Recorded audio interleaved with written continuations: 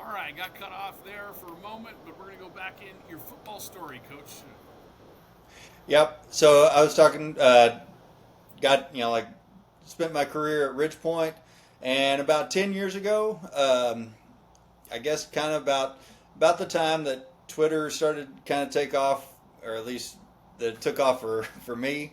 I was just online, participating in, as coaches do. And I just happened to be also as an educator, be part of some educator chats and stuff. And I thought it would be a pretty cool resource for coaches to participate. So just this one time in January, I decided to start up Texas High School Football Chat under that hashtag, and it's been a great experience. I started out just like 5 questions, and for coaches to chime in and share. And then since then, since January of 2015, we've been going for over 10 years now on a weekly basis, even through the season. And as you mentioned, like in your intro, it's a resource for coaches that I want us to just be able to come together and share the information that we do. It was always interesting the first year because I'd get a lot of people from outside of Texas who would DM me and ask, like, "Hey, I'm not from Texas. Can I participate in this?" And I was like, "Yes, by all means." There's no secret handshake or anything.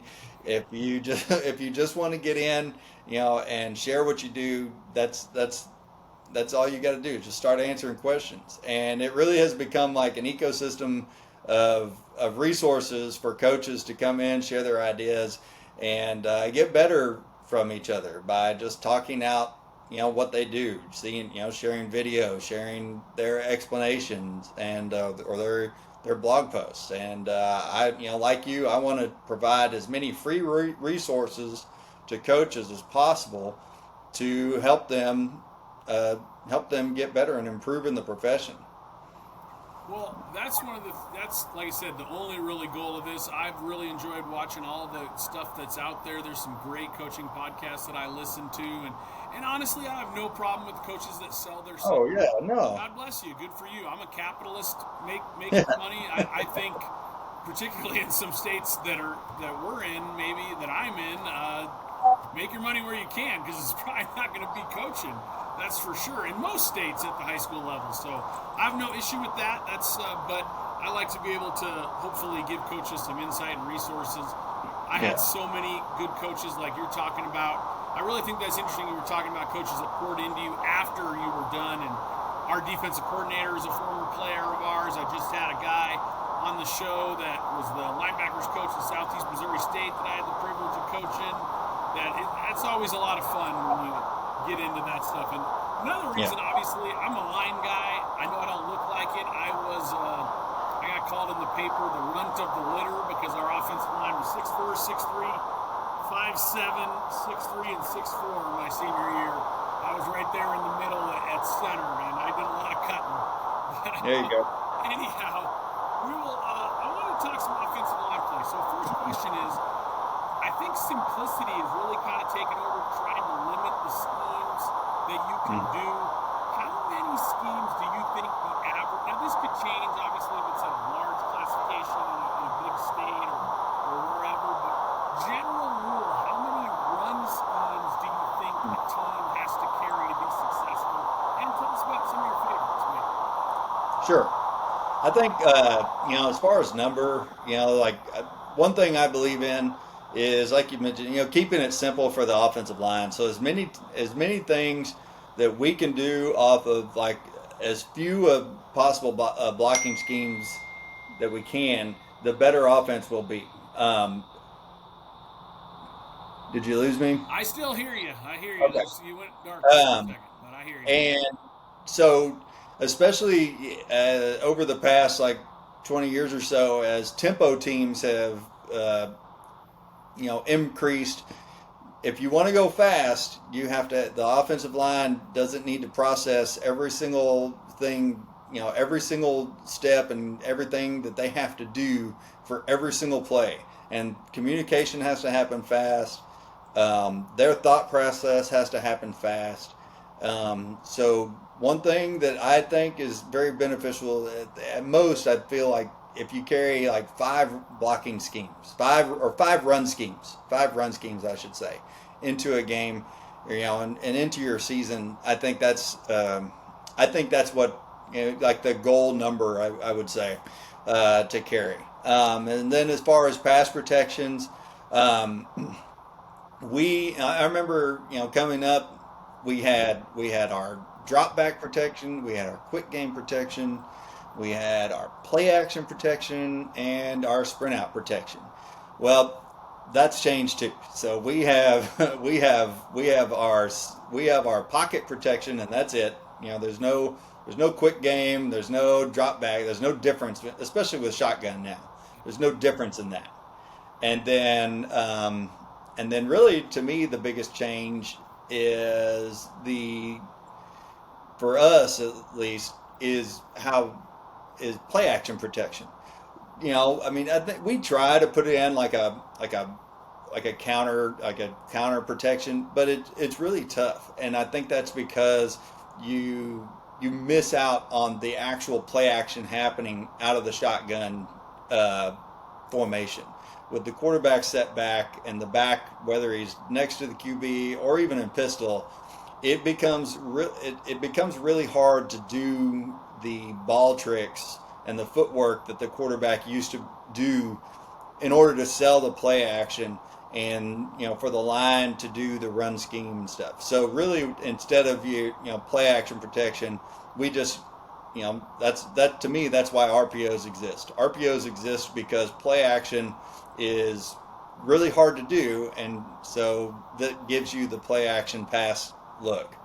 So in total, I would say, I mean, what is that? 7 schemes? We do have a sprint out scheme. So yeah, five regular schemes, 5 regular runs. A couple pass protections maybe. Because we have our pocket and our sprint out, and that's all we got. Those are the main things we do.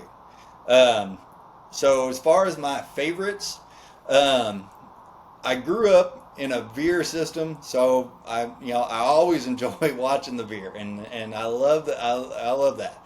Now, do we run that? No. We are pretty much like what everybody else does today. We're what basically what I think is just offense. People try to give it different names, whether it's power spread or whatever, gun spread, gun tee, stuff like that. To me, it's just offense. Everybody's running, some sort of counter. Everybody's running, whether that's inside zone or outside zone, and then maybe some sort of other gap scheme, whether it's inside, or an ISO or a duo, something like that. My all-time favorites, as far out of what I've been coaching in, I love outside zone. I mean, it is just it to me. It's a great play. It's very one. It's my what I consider like one of the most beautiful plays that can happen, and especially and something we don't do anymore. But the old school like under center outside zone, basically like the old Peyton Manning stretch. I mean, oh my goodness. I mean, if the timing is right and you got a good offensive line that's able to keep that wall going, and the running back can just pick his spot, and then the play action off of that. I mean, the boot action. Whew, I mean, it's just absolutely beautiful. Shanahan's have made an NFL career out of it. Yes, he has. Yes, they have. Yeah. They have done such a well. We'll definitely dive into some more outside zone talk there.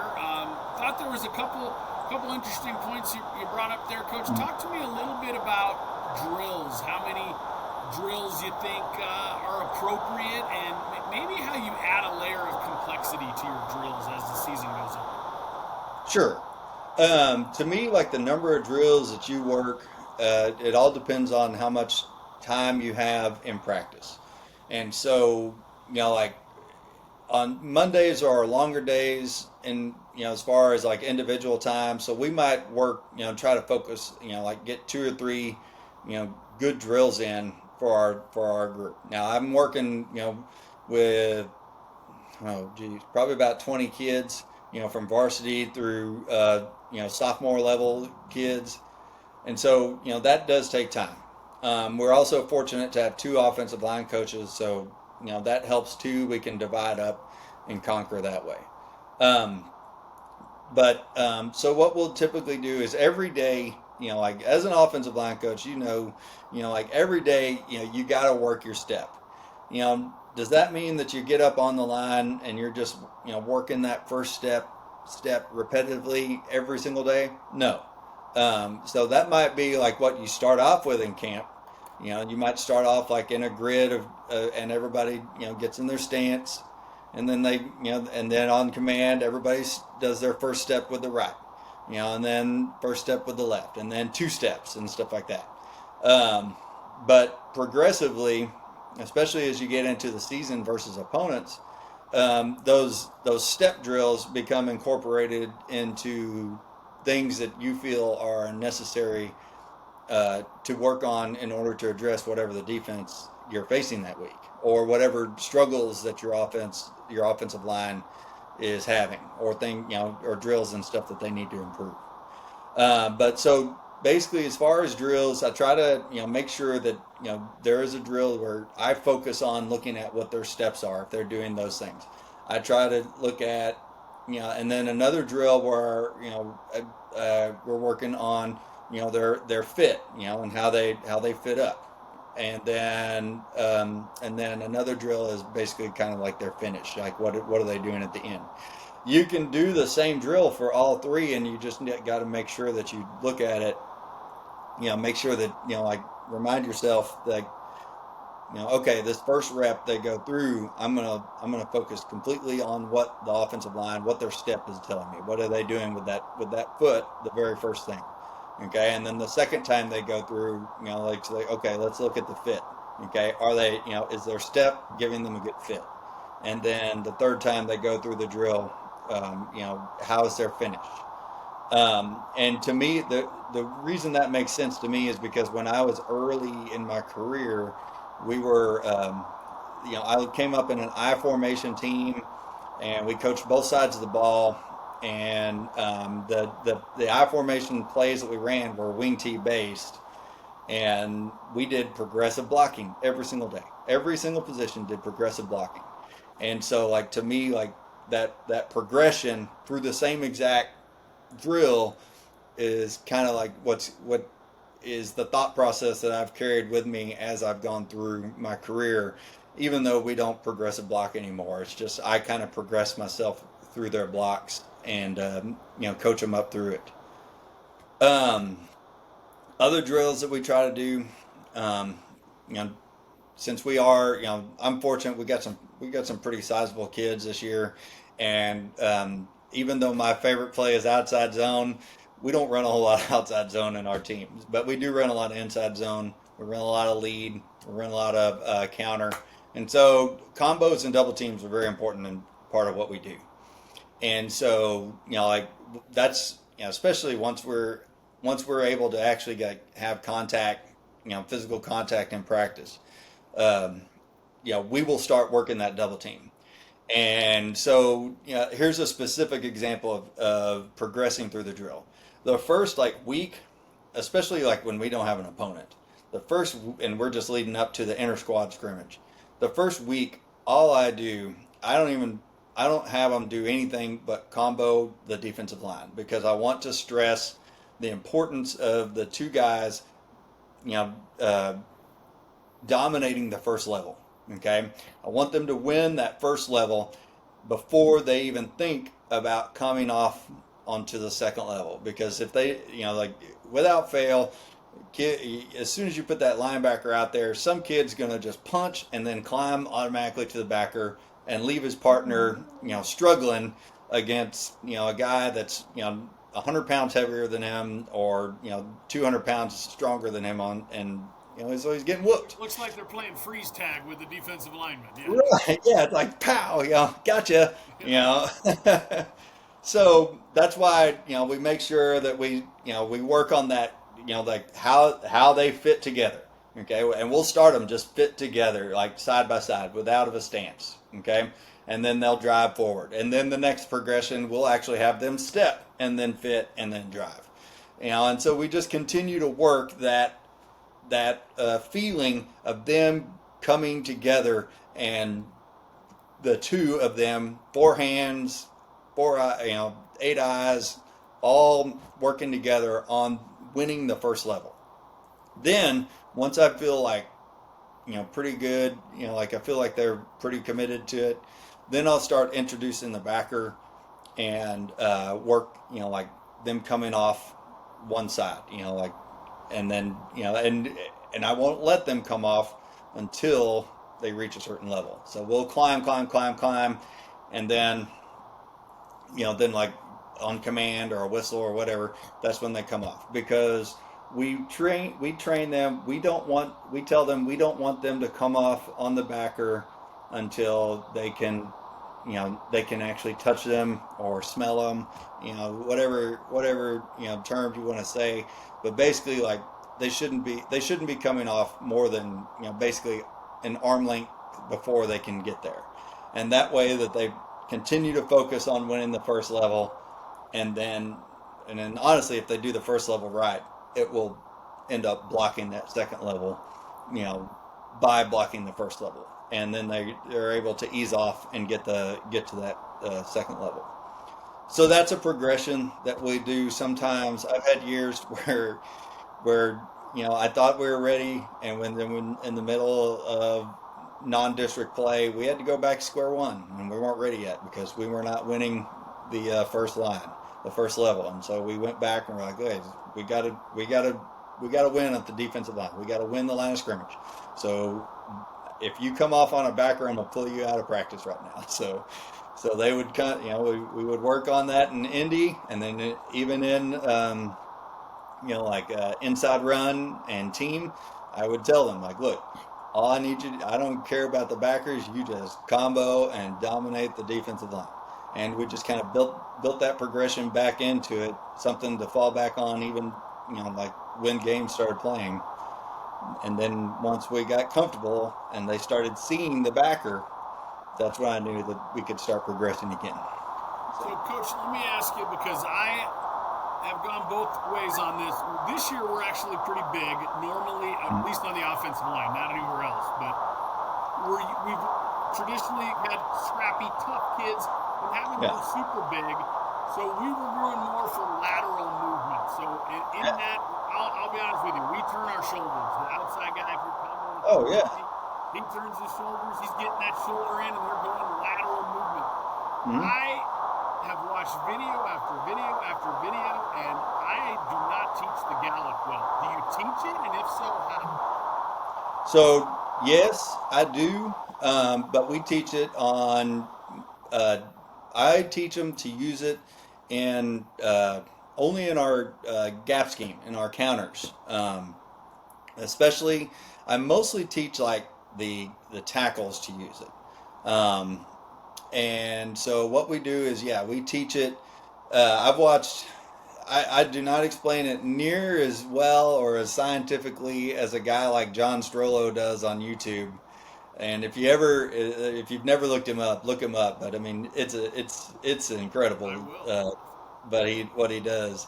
But basically, I teach on the gallop. So I will teach them to stay square, and then basically just like every step I teach them to push off with that opposite leg first. And so that they're going in the direction they want to go, and then they got to stay low, and it's just like a push, gather, slam. And we'll start off and we'll work against our Crothers. Progression, then push, gather, slam. Kind of. And sometimes if they're good enough, they'll get. I mean, some of my guys are big and explosive enough where they can do it in two.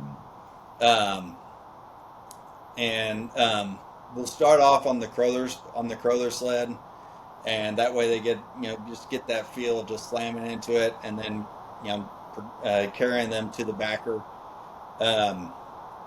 Then we'll start working it when we go like 1v1s against the D line, so they get an opportunity to do it against someone trying to actually defeat them.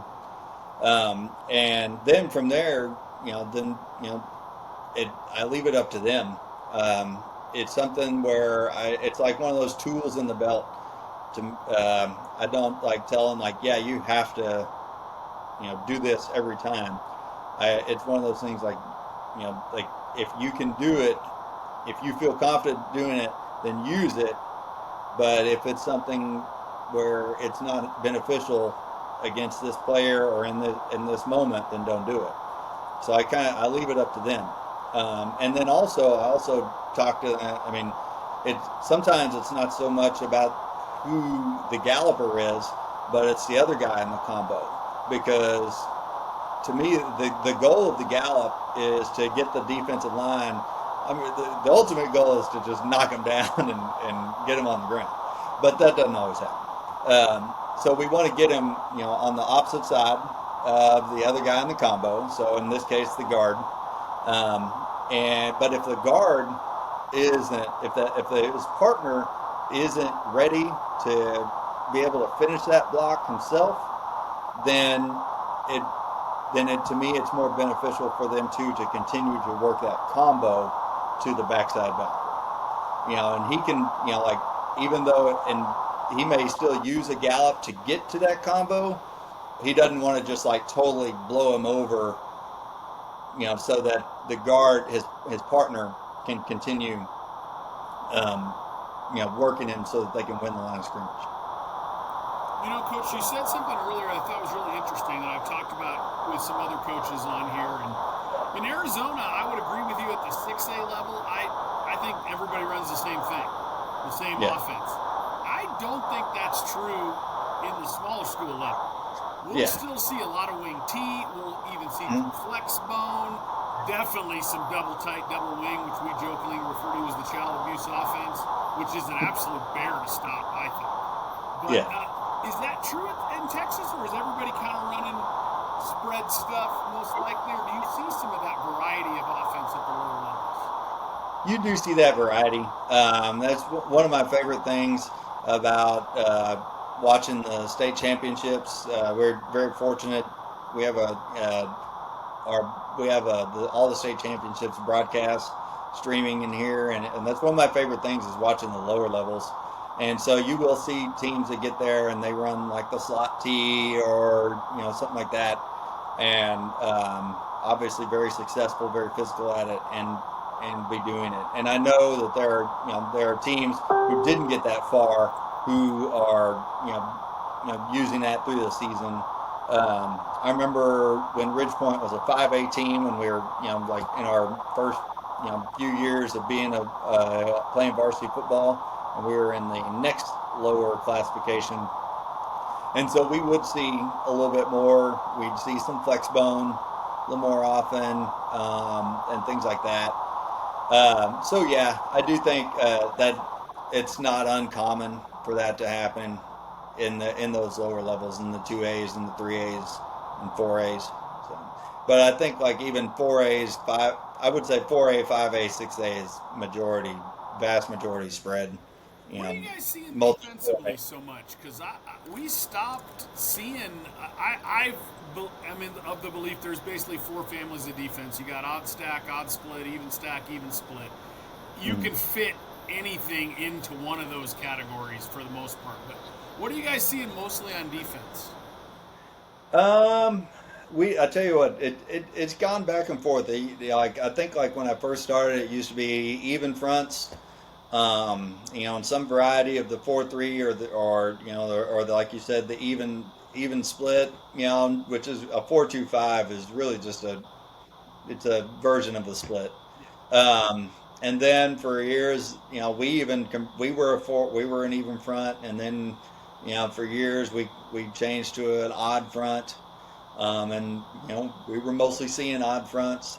I think now teams are trying to do more even fronts, especially with counter and power, being such a big part of what offenses do.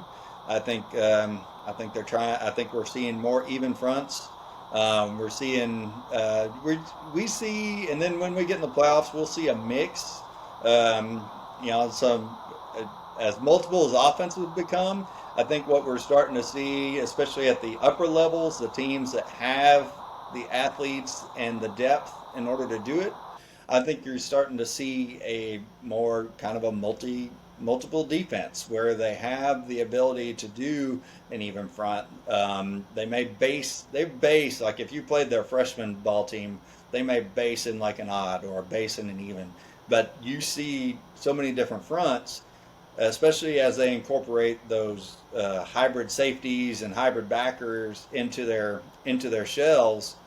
Then it's becoming more of like a matchup style defense, and they are and so you really have to if you plan on being successful and making deep runs, you have to be able to be ready to switch, and know what it is you're facing, whether it's 4 down, 3 down, not just every game, but throughout a single game. You have to be your offensive line has to be able to switch back and forth and know those rules. Absolutely, Coach. All right, so you said what subject do you teach, Coach? I do. Yeah, I'm a science teacher. Wow. I teach. Smart one. All right. I teach aquatic science, which is also in some states they call marine biology, but we call it aquatic science in Texas because we teach the not only the oceans, but we also teach freshwater, and yeah. So I've out of 24 years of teaching, I've taught it. I want to say it's now like 18 years I've taught that class. Wow. So let me ask you this: how is this set up in Texas? We always hear different things about us. You guys have practice in the morning and class. Walk me through your daily schedule as a teacher and football coach. Okay, so our school day in Fort Bend, we start at 7:30 in the morning, and then our school day that ends at 2:50. We have 7 periods, and then so at 5th period is the lunch period. And so the way that we do it, we have 5th period athletics. So after my 4th period, I'll teach 4 classes of science, and then after 4th period ends, I have to run out to the field house, and that's where we have our athletic period. And so and they do it then because that gives us about an hour as opposed to like 50 minutes as like the normal class, due to cycling through the lunches. So we go through whatever we do during the period. Sometimes it's a lift and then film. Sometimes it's like full go outside, walk through stuff or extra team time or whatever the coordinators and the head coach have designed for that period, or a special teams practice. And then they go to lunch. We all go to lunch. I'm fortunate. I've been with the same school for a while, so I have 6-period conference, which I like because now I have football, lunch, and then my conference. So I get a nice little break. And then I teach my last class. And then after class is done, which is basically about 3 o'clock, get down to the field house. We start practice around 3:20 or 3:30, something like that, depending on the day and what we're doing. And then so that's a pretty typical Monday through Wednesday schedule for us. We get to Thursday, it's pretty much the same, but Thursday is our pregame walkthrough after school, so that only takes like 10 minutes. So, but yeah, so that's what I do every day. So I got a question for you now that I've asked a number of people in education, and before I ask it, I want you to understand that I already told you relationships are huge for me. I, like everybody, that's such a big part of coaching. That said, I've been in it about as long as you have. Like I said, I'm entering year 23 teaching, year 26 coaching. For that entire time, you've heard relationships. During that time, I'm not sure that the achievement, my question is this: have we set kids up for a false idea of life? Because sometimes their boss doesn't care if they're buddies. He just wants them to get the job done. So it's kind of a broad question. I'm not saying, before I'm crucified and tossed out of the education field, I'm not saying that relationships don't matter. have we overemphasized it and have we hurt kids in the process? What do you think? I hadn't heard that question phrased that way before, but I think I get what you're saying because I feel like there's conversations I have with my players, um, and that one thing that they need to know is because especially today's players, I don't. I mean, maybe back, maybe even 20 years ago or 15, 20 years ago, it was the same, but it wasn't emoted as much as it is today. But I feel like today's kids, it's very important to be liked. But they need to understand, and and I've told my kids this before too, like not everybody is going to like you, and and you have to be okay with that. And the same thing goes to them. They are not going to like their boss every time either. And I think I worked for a head coach at one time that he was really good at talking about this. He was like, "Look, you may not like me, but understand this is where I'm coming from, and this is how we're going to do this. And you may not like me, you may not like, may disagree with the way we're doing it, but my bet, you are, he would tell the kids how his bet, they were his best interest. He had their success in mind, and that's something that that's something that I've had to tell my kids too, because they'll come in, or I'll get an email from a teacher, and I'll talk to them about it, and they'll without fail, man, that teacher just doesn't like me. And I was like, I don't know if they do or not, but that's not important. What's important is that and it's not important if you like them or not. What's important is that you respect them, and you do what they are asking you to do, because they're not, unless they're not asking you to do anything crazy. They're just wanting you to put away your phone and pay attention in class. They're wanting you to turn your homework in on time. Stop going to walk the halls for 15, 20 minutes and be in class and just be a student. That's all they're asking you to do. And so I think that's something that, when it comes to relationships, I think I think part of that is the ability for a coach to be able to just tell the kid what it is, and no BS around it. Just tell them like, look, they may not like you, or even tell them like, look, you may not like me, or right now I don't like you very much, but this is what I want you to do, and like you have to be able to communicate openly and honestly with them. That to me, that's the important of having that relationship with the kid. It may be it may not be a great relationship, but it needs to be a positive relationship. The last two guys I've heard, you and I phrased this question to an AD, have said really important factors in that. It has to be a real relationship. And what I Yeah. mean by that is a real relationship. Sometimes you have to tell them what they do not want to hear.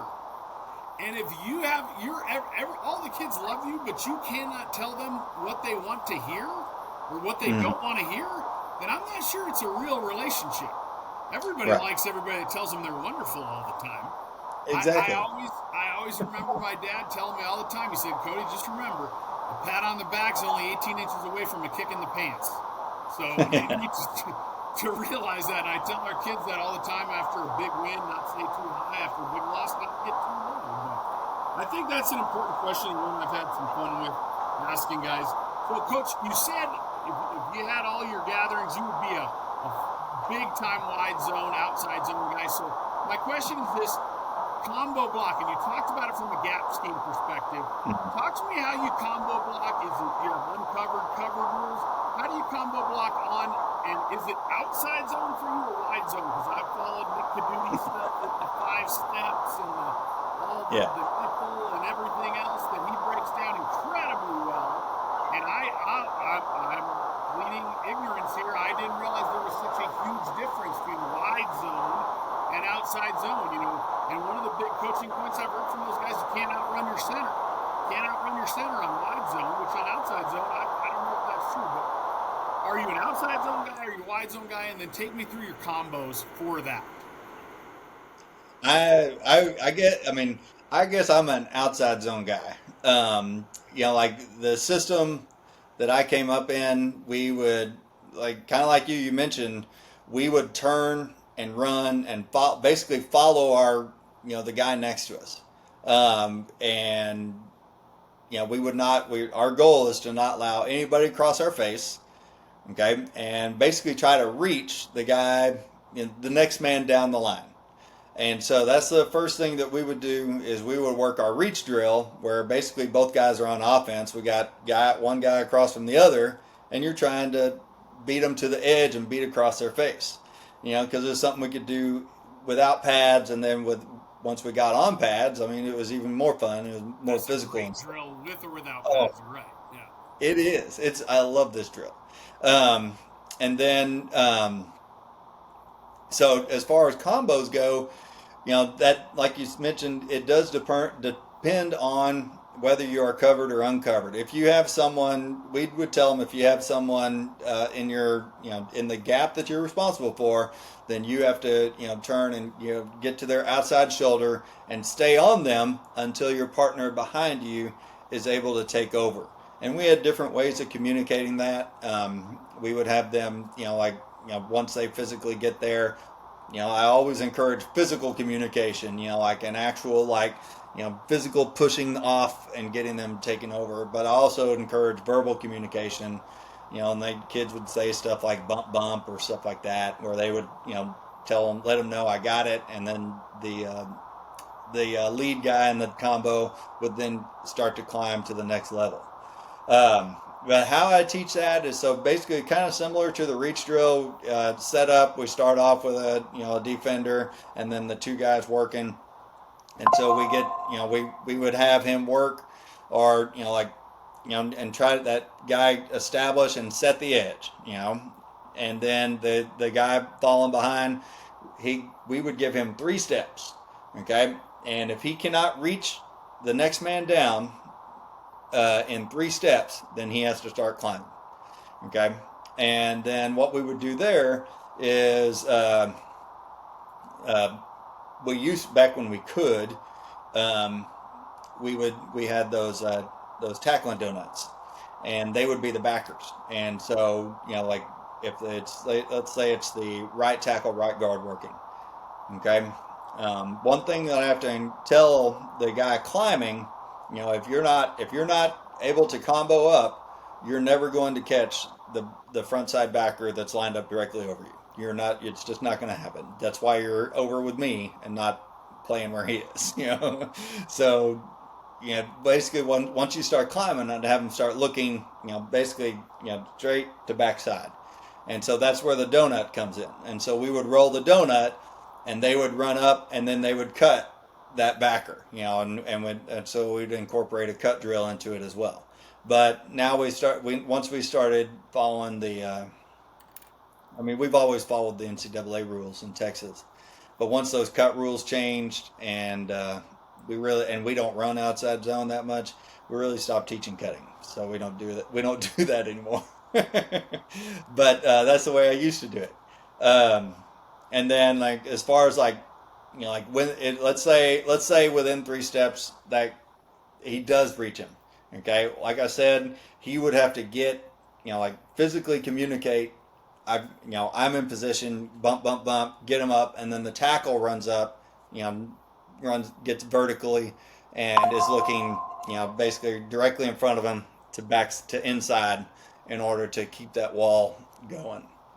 Um, and so we'd show them video, and what we told them that we wanted, our goal was basically have a wall of whatever color we were wearing, a wall of butts, basically going this way up the field, so that our back can either just continue to climb the ladder and get down the sideline and go, or he sees a good cutback and he gets up into it and he's gone. Um, but yeah, that's how I would teach outside zone. As far as like our steps, I've done it a couple ways. I have done the turn and run, and kind of the drop step and go. A few years, I guess about how long has it been now? about 7 years ago. We were fortunate to get a second offensive line coach who played at USC, and so he showed me the footwork they use that I really liked. It was a really explosive first step, and so it almost not a shuffle, but like almost a karaoke step to help them keep shoulders square. And so we started doing that, and so that's been really good for us, and especially to me it's very helpful when the guys are big. When the guys are small, like you said, and they can run and they're faster, they can maintain that wall. But as we had bigger guys, once like we started having bigger, slower guys come in, that explosive first step was more beneficial to them. So they would take basically kind of like the first step of a what's the shuttle drill. Like just get out there really, really vertically, really horizontally, and then stay square so they can see, and then get, they're either, reaching the next man down the line, or that would give them their third step, that 1, 2, 3, and then they're climbing. So, Absolutely. All right. I like that, Coach. There's some good stuff in there, definitely. I always love talking to guys about how they teach stuff and different things like that. So, last question. I appreciate you taking the time to chat with us. But last question. I know we've talked about just walk me through a Friday night in Texas a little bit, because I think we're really blessed. I will coach in Prescott till I'm done. We have people they think of the Valley and they think of the Phoenix area. We're about 2 hours outside of the Phoenix area. We're a mile high. We have snow, all that, Four Seasons, whole deal. And we're a small town, so Friday nights are still pretty big deal around here. We still draw pretty big crowds. But walk me through a Friday night in Texas and what it's like on game day.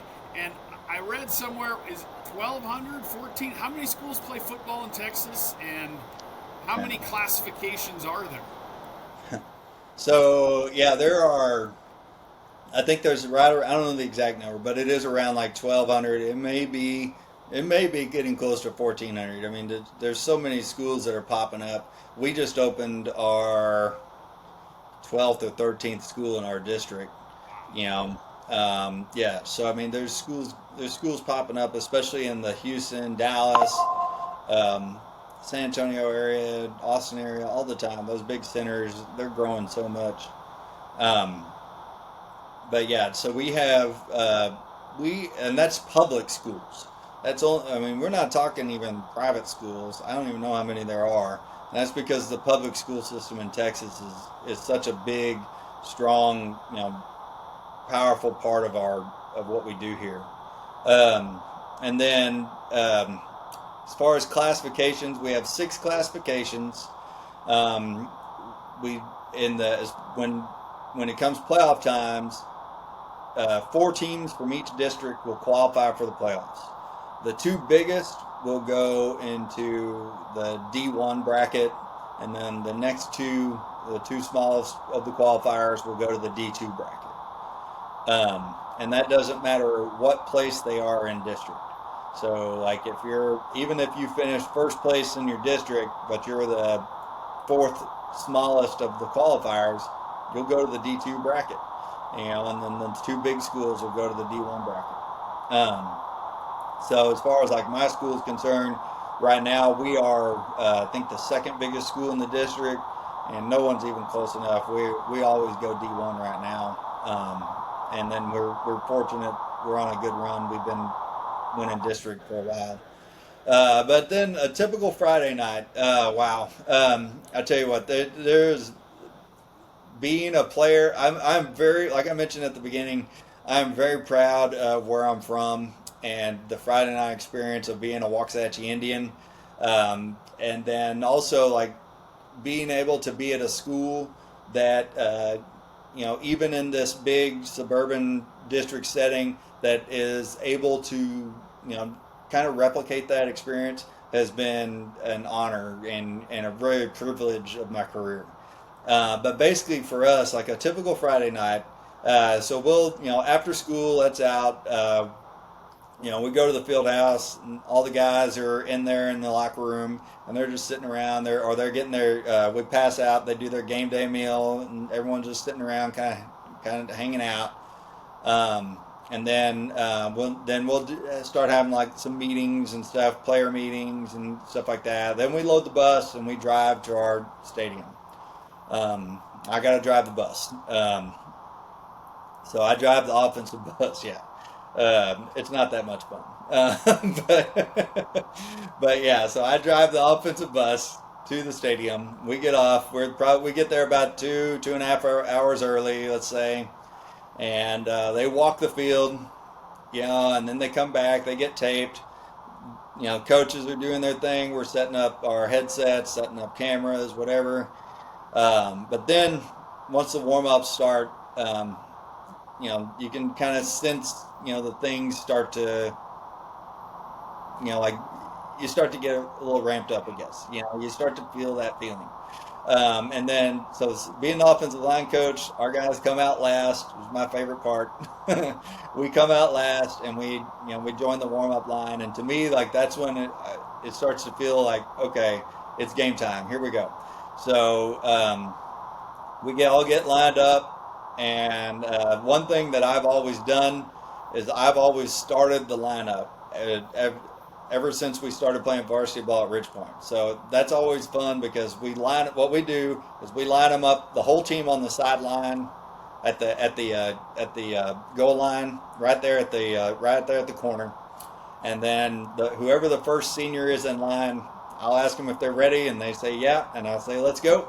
And so I'll trot out to the 10-yard line and then count off the first 10. So and then get them lined up and then into their stretch lines. And I feel like, to me, that's like one of those just like little special nuances that I enjoy. Go through warm ups, pregame, all that good stuff. Team comes together, all sorts of stuff. Say hi, get hype and yell and scream and clap and all that. So by then, the crowd's starting to come in, and you're starting to see some people. To me, it's always fun. This is what I really like about being a teacher on campus, is especially when I was a sideline coach. When when we go off the field after pregame, which is we go off the field 30 minutes before the game time starts. There's always a group of students who get there early because they want to be there front row, get their seats and whatever, and they're yelling and waving and saying hi to Coach Fisher. So I'll go over and say hi, and that's what that's one of the, to me, like one of the special things about being on campus and being a classroom teacher, because I don't just know and care about the football team. I care about the other 150 kids that I see in my classes too, and the other and other kids that I have relationships with and other sports and stuff. So I get to go say hi to them and give them high fives and stuff. And then coming out, let's say it's game time. So we get we already did the coin flip before the game starts, and so now it's time to come out. And I always like to walk out before the team does, because I don't run out with the team. I just walk out, make sure, when I was on the sideline at least. I like to go out, make sure the headsets are still on and connected, and then and see the crowd, how they've filled in for the first time, and just kind of survey and look who's all there, how many, hear the band warming up, and it's just to see that and just kind of sit there and just kind of remind myself of how special it's my moment where I get to remind myself, wow, this is pretty cool. I'm sitting there coaching this game for my career, and I get to come out and see all these people who care enough about this sport and what we do and what their kids are doing for this school, and celebrate that. And so the pregame right up to kickoff is a special moment, kind of a Zen-like moment of reflection for me, where I get to enjoy just like how special Friday night football and Texas and high school football is. Um, but yeah, so now I'm a box coach, so I don't get to. So the feeling's a little different, but I still just like enjoy like once I get up to the box and I'd sit there and survey the crowd and once the headsets are on, I can hear the crowd over the headsets. It's still like a special moment. Like, man, that's pretty cool, you know. But yeah, so that's like getting up to the game. Now, once the game goes, it's awesome. I mean, like we're very fortunate. Like I said, we have a good crowd showing. We've been voted our top student section. So we have one of those rowdy student sections that you see on social media and stuff like that, and that's always fun. And the kids, I mean, the kids are good. Sometimes they're not so good about about what they do and say, but to me, it just makes it more fun. We have very supportive parents, and so and for all our kids, not just the football, but the supportive band, supportive dance team, cheerleaders. So our crowd is full. Like um, we're our side of the stadium is always pretty packed, and then since we have been successful, we always get the best shot from our opponent, and so that makes it fun too. Because they're throwing their best at us, and it's our challenge to answer it. And because they're going for us, we have to make sure that we are ready to go. So yeah, I mean during the game, it's me on the headsets. I'm talking to the other offensive line coach. Now that I'm in the box, I'm sitting next to the offensive coordinator, so that's nice too because I'm able to communicate what the offensive line is doing directly to the offensive coordinator, right then, so that instead of having to wait on the headsets or whatever, we can like you know draw something up real quick, like oh hey they're doing this, just like get that worked out, and let's see what else. I mean, yeah. So I mean, you are a man of many talents. We got a science teacher, an offensive line coach, and a bus driver, all oh yeah. wrapped in one. You got to be like the MVP of your school district because that is a valuable, valuable guy. And I just want to thank you so much for taking this time to talk some ball with us. I appreciate it. I learned a ton. I wish you guys all the luck in the world. This will come out during the season, so hopefully everybody's seasons are going well. Enjoy Friday night. We'll see you next time for another edition of the Blue and Gold Gridiron Show. Thanks a lot. All right.